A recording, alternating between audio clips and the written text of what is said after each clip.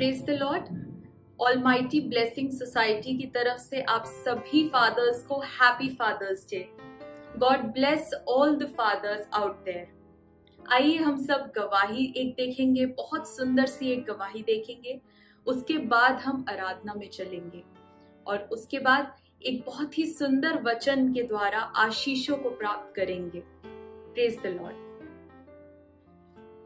यीशु, आप सभी लोगों के सामने मैं अपनी गवाही को शेयर करना चाहती हूँ कि अभी 6 महीने पहले मेरा बेटा हुआ था, जिसके बाद मैं बहुत डिप्रेशन में चली गई थी।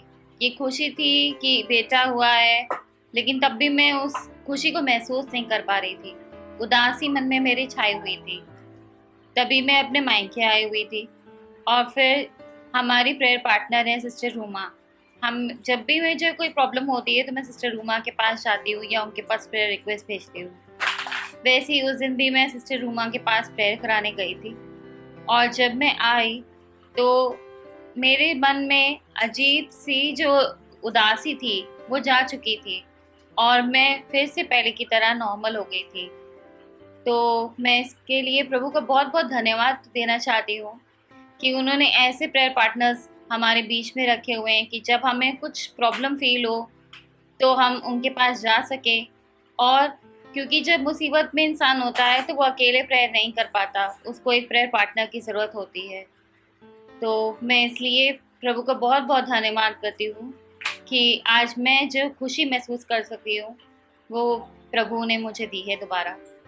धन्यवाद। सबको जय मसीह की एक बार फिर से आज की पवित्र सुबह में हम प्रभु का धन्यवाद करते हैं और साथ ही साथ हम उन तमाम पिताओं के लिए धन्यवाद करते हैं, जबकि आज फादर्स डे है और हम सब मिलकर अपने पिता का धन्यवाद करते हैं और तमाम पिताओं के लिए भी हम आज प्रार्थना करते हैं कि प्रभु उन्हें ब्लेस करे।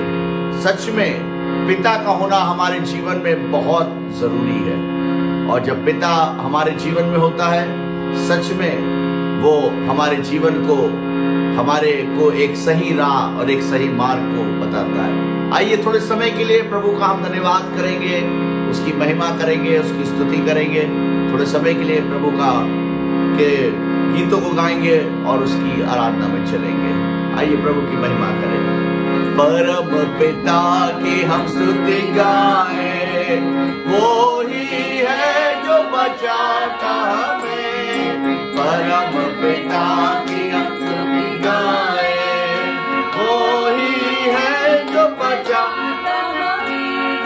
सारे पापों को करता क्षमा, सारे रोग को करता चंगा। परम पिता की हम स्तुति गाएं, वो ही है जो बचाता हमें। परम पिता की हम स्तुति गाएं, सब लोग, वो ही है जो बचाता हमें। फासले को बार बार तोड़कर उसे चाह किसी के हम मोड़ना उसे। दोस्ती को बार बार तोड़कर उसे चाह किसी के हम मोड़ना उसे। परों पर उठाया उकार की तरह ताकि हमको चोट न लगे। परम पिता की हम स्तुति गाएं, वो ही जो बचाता हमें। हो परम पिता की हम स्तुति गाएं, वो ही है जो बचाता हमें। चरवाहे के माने ढूंढा उसे, पापों की कील से निकाला हमें। चरवाहे के माने ढूंढा उसे, पापों की कील से निकाला हमें। हमको बचाने को जान अपनी दे, ताकि हाथ में हम उसके रहें। परम पिता की हम स्तुति गाएं, वो ही है जो बचाता हमें। धन्यवाद उसके आसनों में, धन्यवाद से आए उसके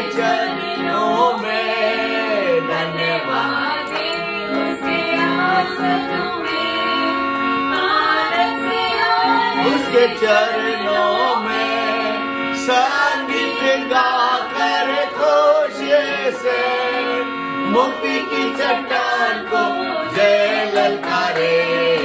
परम पिता की हम स्तुति गाए, वो ही है जो बचाता हमें। परम पिता की हम स्तुति गाए, वो ही है जो बचाता हमें। आइए, जब हमारी आंखें बंद हैं, परमेश्वर का आत्मा जो हमारे बीच में है, हम उस स्वर्गीय पिता का धन्यवाद करें।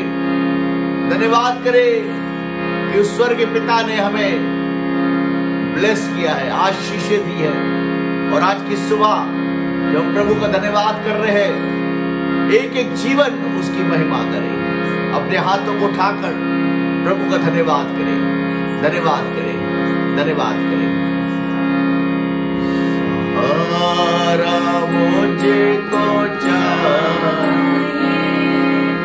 सहारा दे मुझे पिता, सहारा मुझको चाहिए, सहारा दे मुझे पिता, मुझे संभाल मैं गिरा, मुझे संभाल मैं गिरा, सहारा मुझको चाहिए। सब लोग प्रभु की महिमा करें। सहारा दे मुझे खुदा, सहारा मुझको चाहिए, सहारा दे मुझे पिता।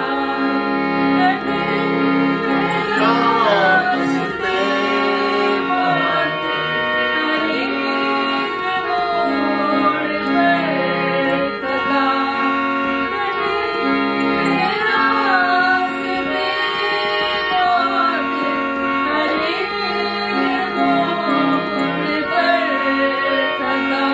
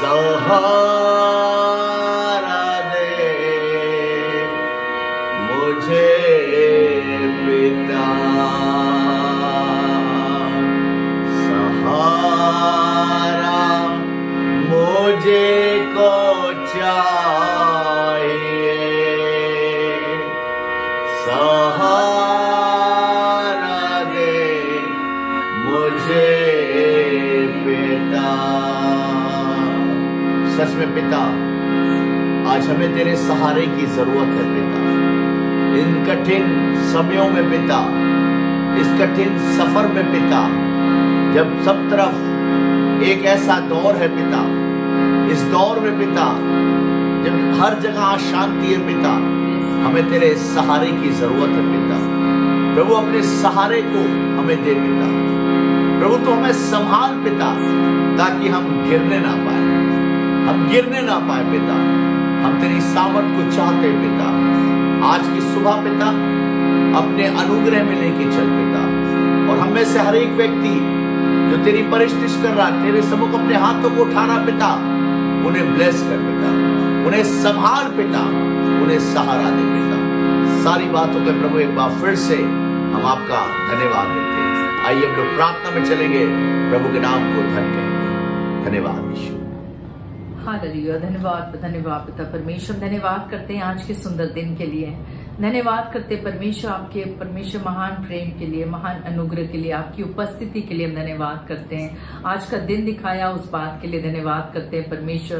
धन्यवाद करते हैं परमेश्वर कि वाकई आप हमारे पिता हैं परमेश्वर। हम धन्यवाद करते हैं कि परमेश्वर आप पहले पिता हैं, उसके बाद परमेश्वर हैं परमेश्वर। धन्यवाद करते हैं कि आपने हम सबों को चुना है और अपने समीप लेकर आए हैं और अपनी संतान की आशीष दी है परमेश्वर। धन्यवाद करते हैं सभी बातों के लिए, हम धन्यवाद करते हैं। प्रार्थना करते हैं परमेश्वर आगे भी परमेश्वर आपका बहुतायत का अनुग्रह आगे बना रहे परमेश्वर हम सबों के जीवनों में। और प्रार्थना करते हैं जितने लोग इस वक्त देख रहे हैं परमेश्वर, उनके जीवन की तमाम निराशाएं परमेश्वर आपके नाम से जाता रहे परमेश्वर। उनके आंसुओं को पोंछ परमेश्वर, क्योंकि आप परम पिता है परमेश्वर।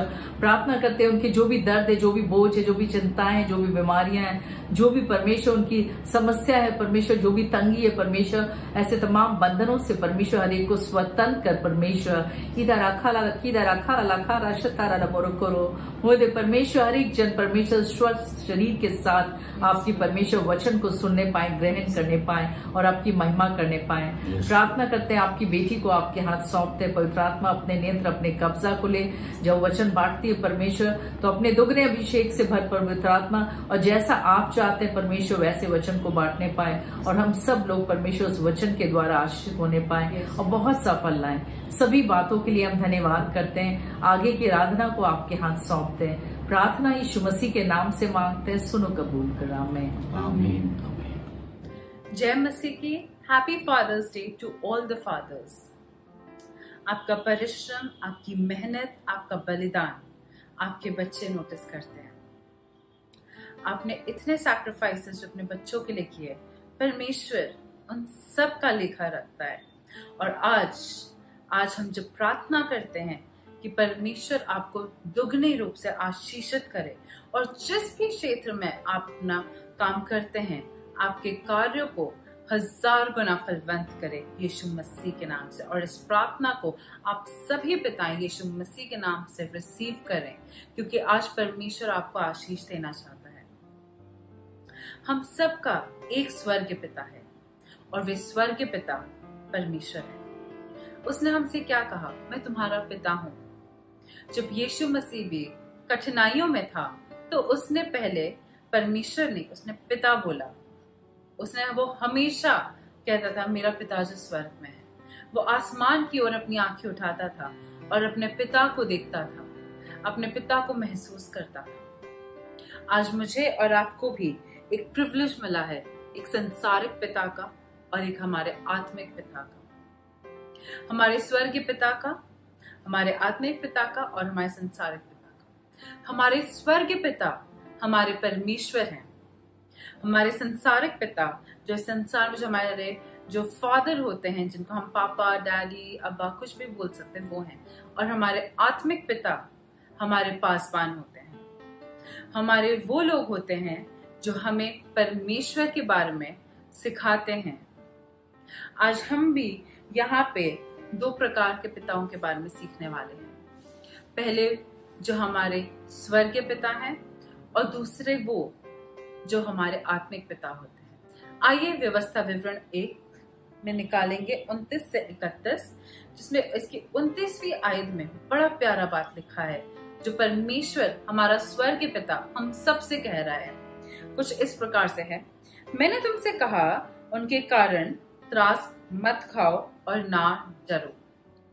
हमारा संसारिक पिता नहीं, आत्मिक पिता नहीं, हमारा स्वर्गीय पिता हमसे कह रहा है डरो मत, डरो मत। आप सब बोलें, खुद से कहें डरो मत। आपकी जो चिंताएं हैं उसके सामने बोलें डरो मत। आपके स्वर्गीय पिता ने आपकी बात सुन ली है, आपकी पुकार सुन ली है। और आज आपका स्वर्गीय पिता आपसे कह रहा है कि तुमको नहीं डरना है। अगर आपके जो संसारिक पिता हैं वे आपके सर पे हाथ रख दें और आपसे कहा बेटा तू चिंता मत कर, बेटी तू चिंता क्यों करती है, मैं हूं ना, तो क्या आप फिर भी चिंता करेंगे? मैं तो नहीं करूंगी। अगर मेरे पिता मुझसे कह दें कि नहीं चिंता नहीं करनी है तो मैं नहीं करूंगी। लेकिन उसी के साथ साथ आज हमारा परमेश्वर, हमारा स्वर्गीय पिता हमसे कह रहा है चिंता मत करो। आपके जीवन में जितनी भी चिंताएं हैं उन चिंताओं को आप साइड कर दीजिए, क्योंकि वे चिंताएं जब तक आपके जीवन में तब तक हमारे स्वर्गीय पिता आपके जीवन में कार्य नहीं कर सकते। उसके बाद जो यहाँ पे लिखा है, तुम्हारा परमेश्वर यहोवा जो तुम्हारे आगे आगे चलता है वे आप ही तुम्हारी ओर से लड़ेगा, जैसे कि उसने मिस्र में तुम्हारे देखते तुम्हारे लिए किया। फिर तुमने जंगल में भी देखा कि जिस रीति से कोई पिता अपने लड़के को उठाए चलता है, उसी रीति से हमारा परमेश्वर यहोवा हमको इस स्थान पर पहुंचने तक उस सारे मार्ग में जिससे हम आए हैं उठाए रहा। Praise the Lord. यहाँ पे हम देखते हैं इजराइलियों के बारे में। इजराइलियों का जो आत्मिक पिता था वह मूसा था। मूसा जिस प्रकार से इजराइलियों को छुड़ा के लाया था मिस्र से और उनको उस खूबसूरत देश में ले जाने वाला था जो उनके आत्मिक पिता ने उनके लिए नियुक्त किया था, एक आत्मिक उनकी जो स्वर्गीय पिता ने नियुक्त किया था, एक आत्मिक पिता उस स्वर्गीय पिता की इच्छा को पूरी कर रहा था। और उसी प्रकार से एक संसारिक पिता को भी अपने स्वर्गीय पिता की इच्छाओं को पूरी करना है एक पिता बन के।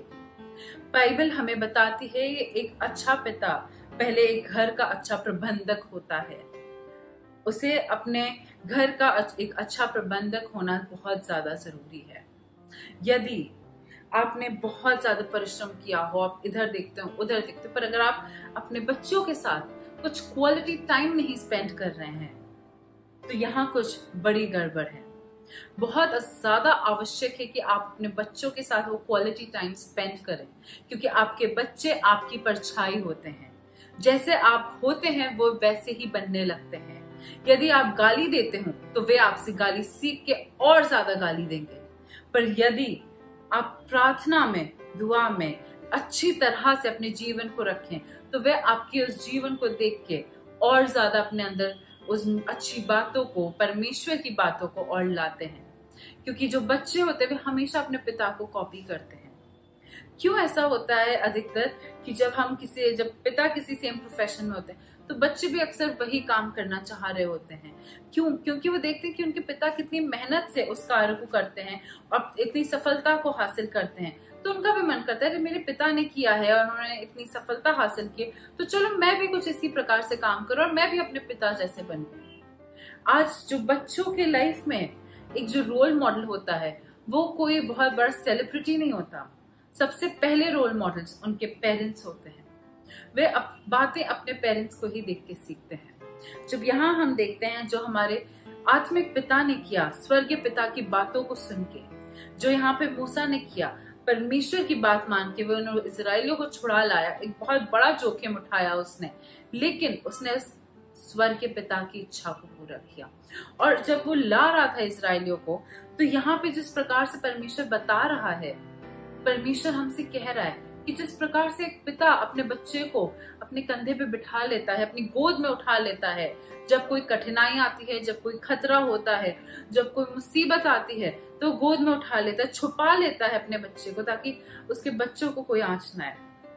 यदि आप कहीं से जा रहे हो और आप देखें कि कोई मुसीबत आने वाली है या कोई खतरनाक लोग दिखते हैं, तो आप सबसे पहले क्या करते हैं? बच्चों को हटाओ, बच्चों को पीछे करते हैं, आप बच्चों को छुपा लेते हैं। क्यों? बच्चों को सामने रहने दीजिए ना, क्या फर्क पड़ता है?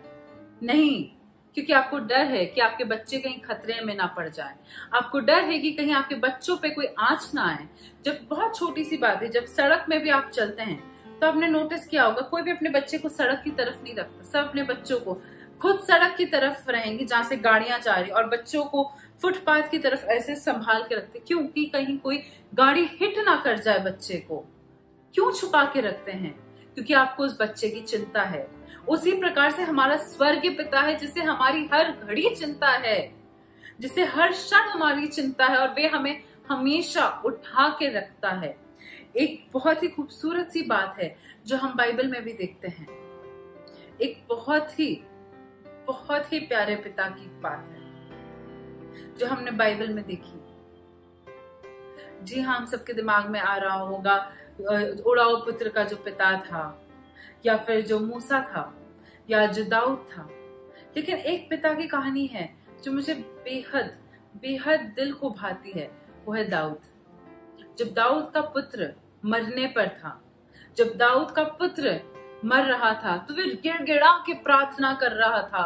वो रो के प्रार्थना कर रहा था कि परमेश्वर मेरे बच्चे को चंगा कर दो, मेरे बच्चे को संभालो, मेरे बच्चे को बस छू लो। वो रोता रहा अपने बच्चे की हालत देख के। लेकिन जब उसके बच्चे की मृत्यु हुई तो उसने अपने आंसू पोंछे और वे उठा और उसने एक जश्न रखा। उसने इसलिए रखा क्योंकि वो जानता था कि अब उस बच्चे को उसका संसारिक पिता नहीं, पर अब उसका स्वर्गीय पिता संभालेगा। और इस बात से वे आनंदित था। वो इस बात से आनंदित था कि उसका बच्चा कहीं इधर उधर नहीं है, कहीं वो भटक नहीं रहा आत्मा बन के, पर वे बच्चा अब अपने स्वर्गीय पिता के साथ है, उसके साथ बैठा है, उसके साथ आनंद कर रहा है एक मच बेटर प्लेस पे। जब हम अपने बच्चों को परमेश्वर के हाथ में सौंप देते हैं तो परमेश्वर फिर उनका जीवन आगे बढ़ाता है, फिर परमेश्वर ही उनके लिए सीधे मार्गों को करता है, फिर परमेश्वर ही है जो उनके लिए हर चीज बेहतर बनाता जाता है। आज जब हम यहाँ पे पढ़ते हैं हमने कि जिस प्रकार से जब जंगल से इजरायली जा रहे थे मूसा के पीछे पीछे, क्योंकि मूसा रास्ता दिखा रहा था कि ऐसे जाना है और मूसा को परमेश्वर रास्ता दिखा रहा था, और जब वे सब उस रास्ते को फॉलो कर रहे थे उस घने जंगल में कितने खतरे न जाने हों, लेकिन वहां परमेश्वर ने क्या किया? परमेश्वर ने सब इजरायलियों को अपने गोद में समेट लिया और उनका अगुवा बना, उनको लेके गया, उनको आगे बढ़ाता गया और हर परेशानी से बचाता गया। यदि आज आपका बच्चा बिगड़ जाए तो क्या आप उससे प्यार करना कम कर देंगे? आप नाराज होंगे, गुस्सा बहुत आएगा, पर क्या आप उससे नफरत करेंगे? नहीं। मैं समझती हूँ एक अच्छा पिता कभी अपने बच्चे से नफरत नहीं कर सकता। और यहाँ पे भी जब हमने देखा कि परमेश्वर किस प्रकार से हमें यहाँ इजरायलियों को जिस प्रकार से परमेश्वर ने हर रास्ते में, हर घोर अंधकार की तराई से क्यों ना हो या चाहे जंगल से क्यों ना हो, उन्हें गोद में रखा, उसी प्रकार से परमेश्वर आज हमें और आपको भी हमारे जीवन के हर मोड़ पे, हर ऊंचे हर नीचे स्तर पे गोद में लेके चलता है, बचा के चलता है। कभी भी अपने आप को अकेला ना पाए, कभी ये ना सोचे कि मैं अकेला हूं, मैं हताश हो चुका हूं, मेरा कोई नहीं है, क्योंकि परमेश्वर आपका हमेशा है। आप भले ही परमेश्वर को अपनाएं या ना अपनाएं, लेकिन वो परमेश्वर आपको हमेशा गोद में लिए चलता है। एक छोटी सी कहानी बताना चाहूंगी। एक समय की बात है, एक गुब्बारे वाला था और उसकी एक छोटी सी 6 साल की बेटी थी।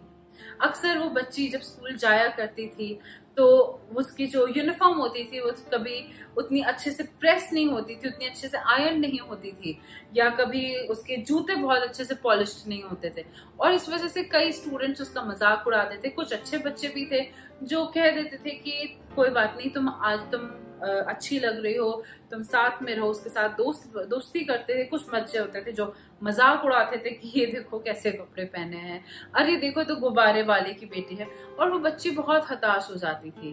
कई बार वो बच्चे जो उसके स्कूल में होते थे वो कहते थे, अरे तुम्हारे पापा तो हमारे घर को सजाने आते हैं गुब्बारों से, तुम्हारे पापा तो गुब्बारे वाले हैं, और उसको ऐसे ताने सुनाते रहते थे कि हमारे जन्मदिन पे वो ऐसे करते हैं। एक समय आया जब उस बच्ची का जन्मदिन आने वाला था और उसके पिता ने उससे पूछा कि अब मेरी बच्ची 7 साल की होने वाली है तो मैं इसको क्या इनाम दूं, चलो इसी से ही पूछता हूँ। उससे जब पूछा कि बेटा तुम्हें क्या इनाम चाहिए, तो वो बच्ची अपने पिता की तरफ देखती है और कुछ नहीं बोलती, वो चुप रहती है। फिर उसका पिता फिर पूछता है कि बेटा तुम्हें क्या इनाम चाहिए, मांगो मुझसे। और फिर वो बच्ची कहती है, पापा मैं जानती हूँ आप मेरे लिए बहुत मेहनत करते हैं, गुब्बारे फुलाते हैं, लेकिन सब मेरा मजाक उड़ाते हैं और मैं नहीं चाहती कि कोई मेरा मजाक उड़ाए।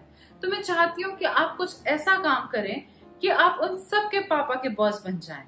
और वो पिता जो होता है वो जब देखता है तो वो एकदम कंफ्यूज हो जाता है कि ये क्या मांग लिया इसने, ये तुम्हें दे ही नहीं सकता, क्योंकि मेरे पास ना इतनी कुव्वत है, ना इतनी हैसियत है कि मैं एक नॉर्मल नौकरी भी कर सकूं, और ये कह रही है कि मैं सबका बॉस बन के बैठ जाऊं। ये क्या मांग लिया इसने। लेकिन वो एक अच्छा पिता था, भले ही उसकी हैसियत में नहीं था, पर उस पिता ने चुपचाप से कहा ठीक है बेटा, जैसा तुम कहो मैं वैसा करूंगा।